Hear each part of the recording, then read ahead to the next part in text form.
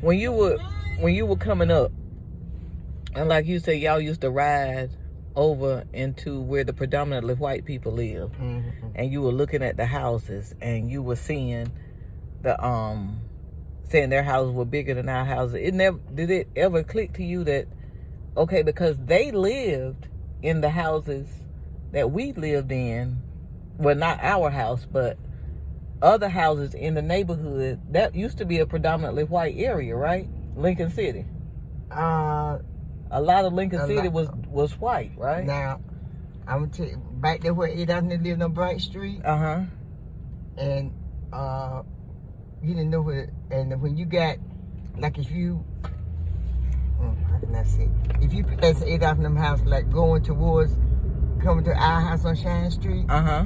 When you got right there where Rosalie and Fruithead and them. That's when it started to be black. But from that point all the way down to, so where Aunt Sister's house was to where Fruithead and them house was, that's where the blights began. Okay, so but right where that church was beside Aunt Sister house, on back like going towards JD's, that was all white. Okay, so all the way up to the railroad track right before we got to Richard Green. Oh wow. Simon Bright was all white. So the white people that lived down there on Bright Street, they didn't have anything. They were mean, right? Well, you just didn't associate with them. But y'all live right there together. I know, but you didn't associate with them. You didn't, and it was a few that was very nice.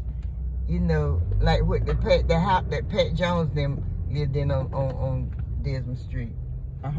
This white lady Mabel lived there by herself, and she was a very heavy set woman. And see where Pat and them lived all the way down to Atkins Street was white. And but like the house Miss William B. Shepard lived in, now Catherine Warren them built their house after the white folk left. Oh, that was getting ready to be my next question. And but so it never even occurred to you, like, the white people upgraded themselves from this neighborhood over here to Hardy Road and over here to all these places and Cary Road. It didn't occur to you that you could upgrade yourself over here too? Well, at that time, at that age, Kim, you didn't think about stuff like that, you know. Because I was very young when all that was going on. You know, and mother and them, I guess they didn't, I don't know what they were thinking about, you know, but I was very young. So how did they even get land? How did they buy land? Because that, if it was predominantly white, because that basically, that was a lot of white people in that area. But see, where we lived on Shine Street, it didn't become white until you crossed Atkins Street. Oh, okay. Shine Street was all black up to Atkins Street. And then when you cross Atkins Street, they had like them little three-room houses, you know, like a living room, a bedroom, and a kitchen.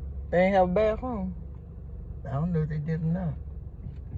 I mean, they did, I don't know. Thank you, lady, for backing up, because you were sure in my way. But,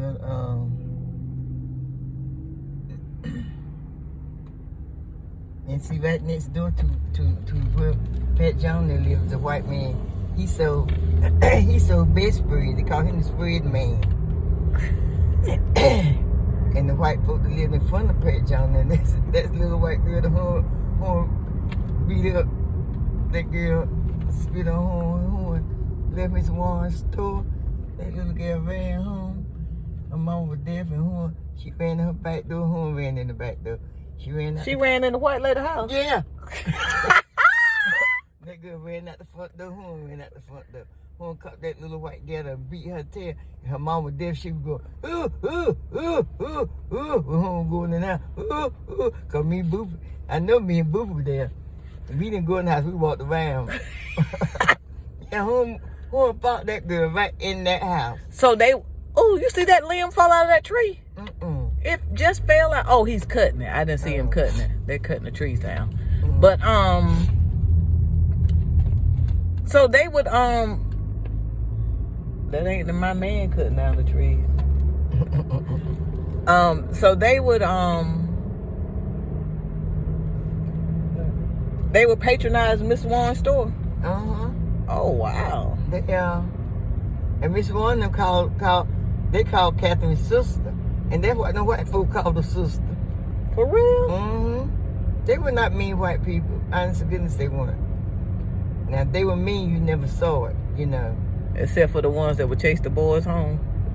That was, yeah, that's Lord and the children are talking about like what's the name of that park over there on King Street?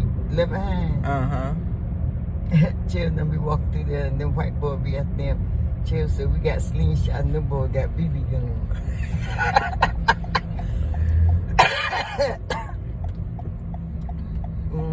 But we never have no problems with the white people.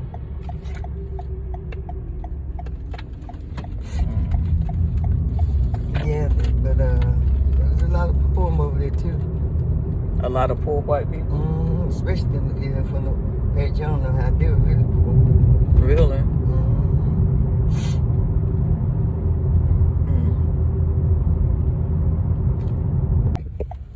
No, but honey, when we got a color TV, you know where Daddy could have a color in the back porch.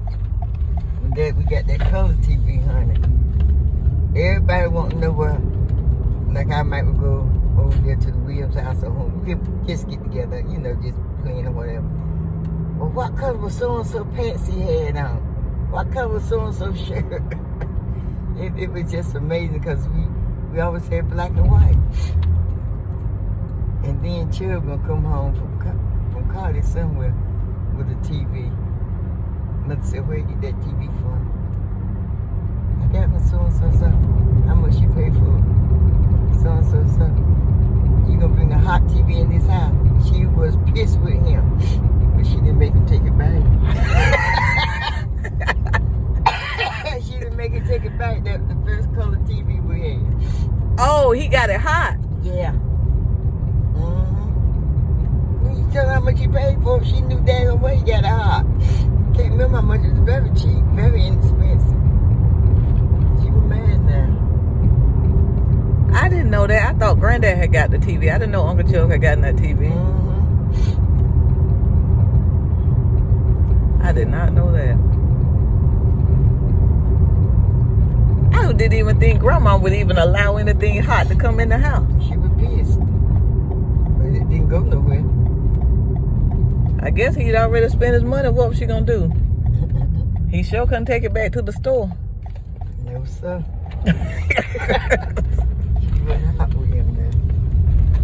That is funny. They're still getting it done. Yeah, they get it ever since they changed ownership management.